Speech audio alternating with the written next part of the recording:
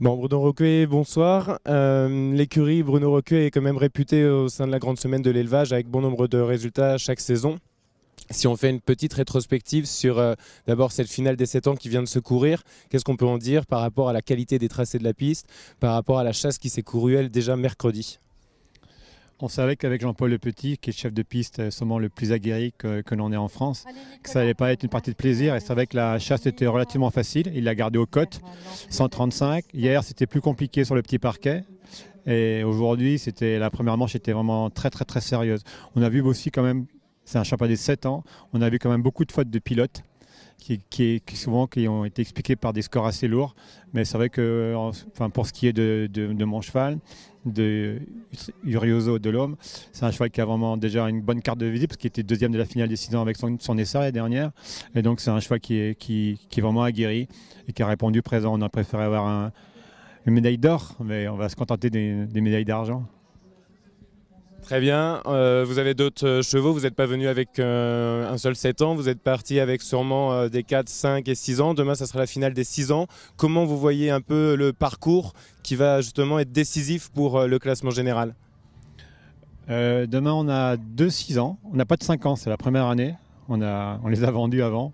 Donc on a 2 6 ans. On a un cheval étranger qui est très prometteur, très délicat mais très prometteur, Escola, qui était troisième aujourd'hui, hier dans le barème à chrono. Et pour le critérium des 6 ans, enfin, on a un cheval qui était vice-champion des 5 ans l'année dernière, Valmac des Abbayes, qui est un cheval qui est vraiment un cheval de concours. C'est dans le mental, on peut les comparer avec Curioso. C'est pas le crack qui fait vraiment tomber les yeux, mais c'est le cheval dont on a besoin aujourd'hui avec du respect, l'intelligence, qui pense comme vous, qui fait comme vous voulez à tous les moments. Et à la fin, donc les sans fautes sont au rendez-vous. Une dernière petite question. On a entendu beaucoup parler dans les bruits de couloir qu'il y avait eu pas mal de commerce sur cette saison 2015. Est-ce que c'est votre impression? Est-ce que la grande semaine de l'élevage 2015 est un bon cru pour vous? Ouais, effectivement, en ayant mélangé dès le début de semaine les 4 ans avec d'autres générations, donc les 5 ans femelles et les 7 ans. D'habitude, le début de semaine était un petit peu réservé aux chevaux aux 4 ans, et là c'était un peu le désert. Et là d'avoir mélangé des générations, dès le début de semaine, on a vu les marchands qui étaient vraiment là. Et c'est vrai que ça fait longtemps que je pense que le vétérinaire n'a pas fait autant de visites d'achat au sein du grand parquet.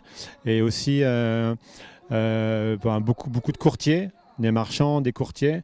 Et j'ai entendu dire, enfin nous on a vendu dès le mardi, on a vendu des chevaux en Suisse et on a attendu vraiment beaucoup de cavaliers qui ont eu beaucoup de contacts, beaucoup d'essais. Donc c'était très agréable. Mais là c'est un peu, aujourd'hui les achats sont faits et les bons chevaux ont été repérés dès le début de semaine. Donc là je pense que peut-être demain pour encore la finale des 6 ans il y aura encore du monde.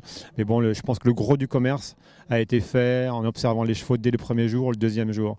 Et là aujourd'hui resteront peut-être à vendre le champion. Enfin il faut voir, dans tous les cas c'est vrai que ça a bien bougé dès le début de semaine.